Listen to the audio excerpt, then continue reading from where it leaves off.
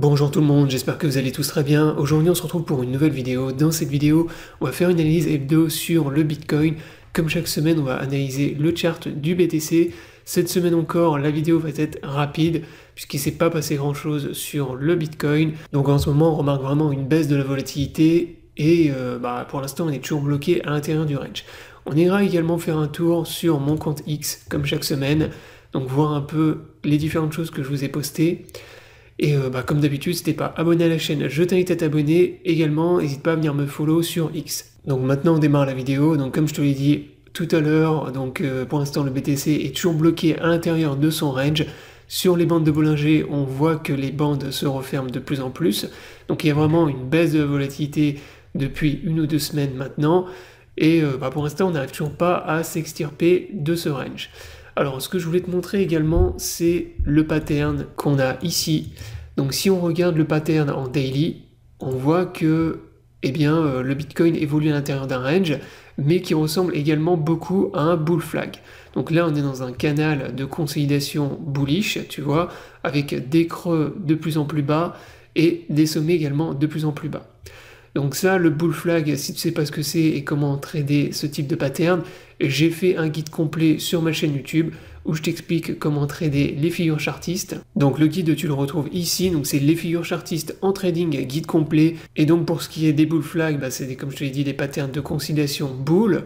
Donc en théorie, ce genre de pattern, on a plus de probabilité de venir le casser vers le haut que vers le bas. De plus, et ce qui est intéressant avec ce pattern, c'est qu'on peut obtenir une target. Donc là, si on prend l'amplitude de la dernière impulsion avant la consolidation, on voit que on est sur à peu près une target.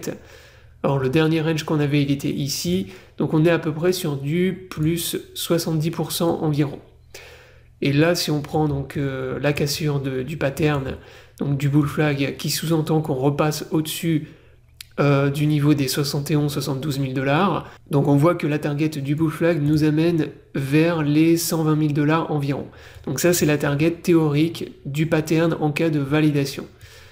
Donc voilà, c'est une target qui nous propulserait donc dans une nouvelle grosse phase haussière, donc probablement dans une nouvelle parabole haussière, et une target aux alentours des 120 000 $.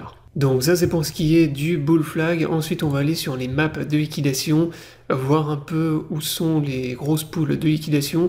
Donc là en 24 heures on voit que depuis toute la semaine en fait on est plutôt dans une tendance baissière, car il y a plus de liquidation côté longue à venir chercher. Donc là on voit qu'également il y a pas mal de shorts à venir liquider, mais sur des niveaux qui sont plus élevés. Si on se met en weekly, on voit que là on a un très gros niveau de liquidation côté short, au-dessus du dernier sommet qu'on a fait, donc au niveau des 67 400 $.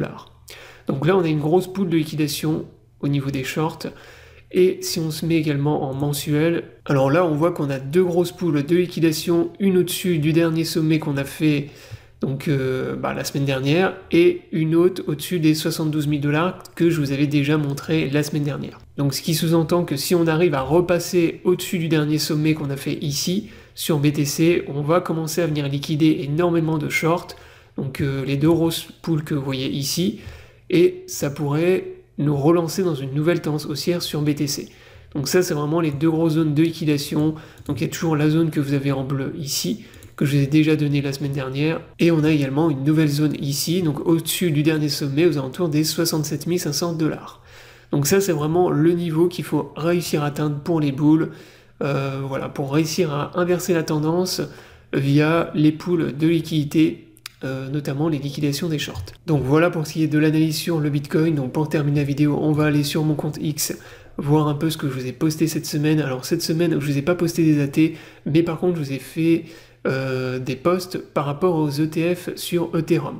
Donc les ETF Ethereum, la deadline finale arrive le mois prochain. Donc les ETF, je le rappelle, permettrait d'apporter énormément de liquidités sur cette crypto-monnaie, et ça permettrait à Ethereum d'exploser, tout comme le Bitcoin cette année, et donc même pourquoi pas lancer une altcoin saison.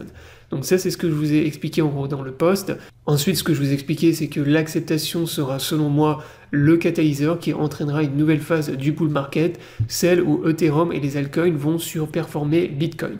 Donc jusqu'à maintenant les altcoins ont plutôt fait des performances plus faibles que Bitcoin, raison pour laquelle la dominance du Bitcoin a explosé depuis l'acceptation des ETF, et l'acceptation des ETF sur Ethereum pourrait inverser la chose. C'est-à-dire qu'on pourrait voir Ethereum dans un premier temps surperformer Bitcoin et ensuite les altcoins qui pourraient suivre derrière. Ensuite, je vous ai fait un nouveau post hier soir, donc suite à des news qui sont apparues hier. Donc apparemment, d'après mes lectures et de ce que j'ai pu constater et lire, eh bien les probabilités que les ETF, ETH, le mois prochain soient acceptés sont très très faibles. Donc apparemment, la SEC va encore une fois tout faire pour repousser, en tout cas refuser les ETF. Ensuite, ce que je vous explique, c'est que pour Bitcoin, il ne faut pas oublier que les ETF, ça a mis des années à pouvoir être validé. Donc il a fallu que Grayscale poursuive en justice la SEC pour pouvoir faire accepter les ETF Bitcoin Spot. Et donc sur ETH, on va probablement assister à la même chose, c'est-à-dire que ça va être un processus qui va probablement être très long. Voilà, ce que je vous explique également en deuxième partie du post, c'est que les ETF spot Bitcoin ont été un succès énorme pour les grands gestionnaires de fonds, notamment pour BlackRock. Donc pour BlackRock, ça a été la 10e meilleure performance de l'histoire de tous ces ETF, et actuellement vous avez même 24% de tous les flux sur les ETF de BlackRock qui sont sur le Bitcoin. Donc c'est absolument énorme, donc ça a été un très très gros succès. Voilà pour BlackRock, qui ont engendré énormément de gains et de capitaux grâce à cet ETF. Donc il est évident, ce que je vous explique, il est évident que les gestionnaires de fonds, les grands gestionnaires de fonds, feront tout pour relancer la machine avec ETH, même s'il faut de nouveau poursuivre la SEC en justice. Donc pour moi, c'est juste une question de temps. Les ETF sur Ethereum seront acceptés, ça va peut-être prendre encore plusieurs mois ou plusieurs années, personne ne sait, mais ça finira par être accepté, tout comme le Bitcoin, puisque ça va permettre encore une fois à Grayscale, BlackRock, Fidelity, etc., tous ces gros gestionnaires de fonds, d'engendrer énormément de capitaux avec les ETF qu'ils vont mettre en place. Donc voilà, j'espère que la vidéo vous aura plu. Je vous invite à vous abonner à la chaîne pour ne pas rater les prochaines vidéos. Je vous souhaite à tous une bonne journée et à bientôt pour une prochaine vidéo.